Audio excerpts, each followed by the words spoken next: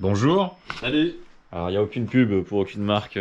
On n'est pas sponsorisé par Grimbergen. Non, pas du tout. Pas encore. Pas encore. Oui, alors on se retrouve sur la R80 pour ce coup-ci mettre le phare en place. Et donc dans cette vidéo, on va mettre les supports ciseaux qu'on voit ici. Donc des supports qui permettent de régler la profondeur du phare. Avec ce cuvelage là, donc un cuvelage assez profond qui va aussi sans doute nous servir par la suite de boîte électrique. On verra comment on s'arrange avec le reste, mais bon, c'est une possibilité. Il en existe des plus plats, hein. Après ça faut voir selon les modèles de phare et tout. Et donc ce phare à LED, les supports ciseaux sont déjà montés. La seule chose d'intéressante à dire, c'est surtout au niveau du diamètre. Parce que sur cette fourche là on est en 38,5. Les ciseaux c'était prévu pour Du 39 à 51. Disons que sur le ciseau au diamètre inférieur, il commence à un diamètre bien plus faible que le nôtre et il s'arrête à 37 ou 38. Et nous on est en 38,5. Donc on était entre les deux quoi. Il y avait pas, les tailles Ouais. ne chevauchaient pas. Donc on est passé sur la gamme supérieure qui commence à 39 et du coup ils fournissent des cales en caoutchouc. Ce sont des petites bandes en fait. Des petites bandes en caoutchouc. Alors j'en ai eu de plusieurs épaisseurs différentes. Et en fait ça s'adapte autour. Alors c'est pas forcément évident à mettre. Ouais, Ça c'est un se peu fait la avec merde, un faut peu le de dire. patience. Voilà, c'est un peu la merde, mais ça se fait. Il n'y a rien de technique, mais c'est un peu Ah non. un jeu de patience quoi. Voilà, c'est un jeu de patience. Ouais, il Donc, suffit juste de les mettre là, on les voit. Je vais essayer de mettre un peu d'éclairage. Voilà, on l'aperçoit ici. quitte à... Là, on la voit un petit peu plus parce elle dépasse légèrement. Ouais. Et donc voilà, donc le serrage se fait là-dessus. En même temps, ça peut peut-être faire office de petits cylindres blocs amortisseurs. Ouais. Sinon sur les ciseaux, ce qu'on a d'autre, c'est qu'il y a le support clignotant Ouais, qui est voilà. adapté. Donc ça, pour les clignots. Du coup, par rapport au phare, donc on va vous montrer le système de serrage, de clipage interne. Ouais, donc du coup, là j'ai montré le phare tout de suite avec le cerclage extérieur qui va sur le cuvelage. Mais quand on le monte dedans, il se serre avec des petites épingles à ressort. C'est ça, ce sont des épingles à ressort. On en voit ici 3, il y en a 4 à mettre. Ouais. Et pas bien compliqué, mais faut savoir comment les mettre. Parce qu'on a beau la tourner dans tous les sens au début, c'est un peu la... On sait pas trop comment ça se met. Donc faut les tordre un peu, pas trop, parce que sinon après le phare il va bouger. Donc en gros, la forme finale, avant de le mettre, c'est ça quoi. Voilà. Plus ou moins, avec l'angle plus ou moins prononcé. Oui, oui, oui. Et donc du coup, après pour la monter... Pour la monter, on la place dans la gorge. Comme ça, on passe une patte, on vient tenir et on clip. Et là il bouge plus. Bon, ok, ouais.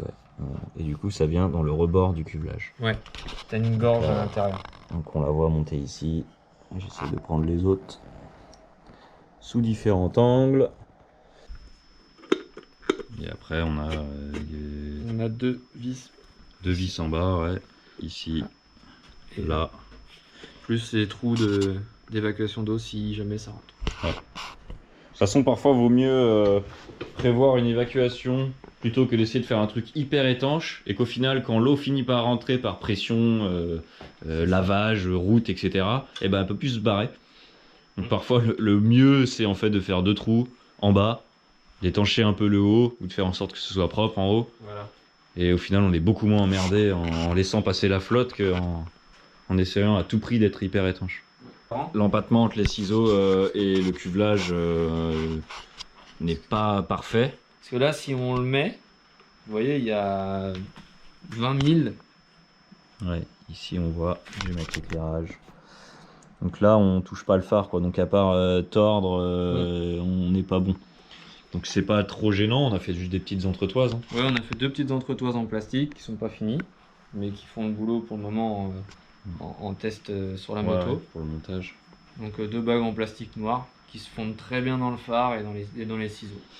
On aurait sûrement aimé, alors pas forcément plus rentré, mais peut-être un peu plus bas.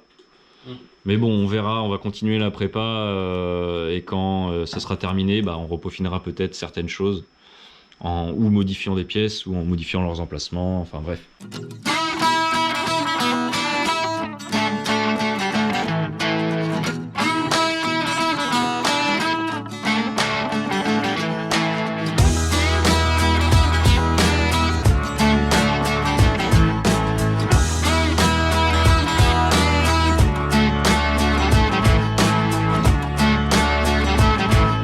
Le branchement définitif parce qu'on a encore plein de choses à brancher et on n'est pas encore trop sur la partie élec, mais on va pas vous faire la vidéo du phare sans vous montrer ce que ça donne. On a sur la prise H4, donc c'est des prises qui sont tout à fait communes. La plupart des motos ont ce genre de prise. Donc la masse à droite quand la fiche en face de nous est dans le fond. Là je vais allumer les feux de croisement. Tac. Là, je vais passer en feu de route. Ouais, ça fait un beau blanc, ça éclaire bien quand même. Et ensuite, on a le choix si notre veilleuse est blanche ou orange. Ici, elle est orange sur les côtés, donc ça peut donner un effet sympathique, mais à confirmer, mais je crois qu'on n'a pas le droit de faire ça en France. Et là, on passe sur la veilleuse blanche. Voilà.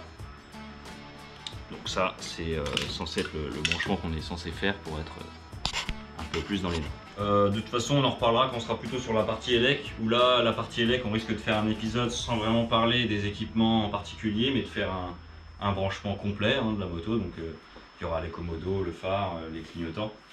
Donc ce sera un épisode à part entière. Ouais, du coup, on va vous donner notre avis sur le phare. Donc on le trouve plutôt super sympa. Au niveau du design, avec les ciseaux, c'est pas mal. Seul truc qui nous déplaît à tous les deux, c'est qu'on trouve le phare un petit peu haut. Alors on va voir, alors, on a pour projet normalement de changer le tête de fourche supérieur et de remonter la fourche. Du coup, le phare sera forcément plus bas. Sinon, c'est de voir si, avec les amortisseurs, on ne pourrait pas mettre la patte inférieure du ciseau au niveau juste en dessous du tête de fourche inférieur. Bon, c'est pas ce qu'on conseillerait de faire, mais nous on va tenter. On va tenter de faire des petits trucs à ce niveau-là. Bon après, pour le moment, ça commence à prendre forme. Pour le moment, ça va rester comme ça sera de l'ajustage. Bon bah écoutez, on se retrouve normalement dans 2 semaines. J'essaie de tenir ce planning-là. Là, on a eu un petit couac parce que des soucis d'internet. Mais vous inquiétez pas, on avance, on continue sur le montage de cette BMW et on se dit à plus tard. Salut! Salut!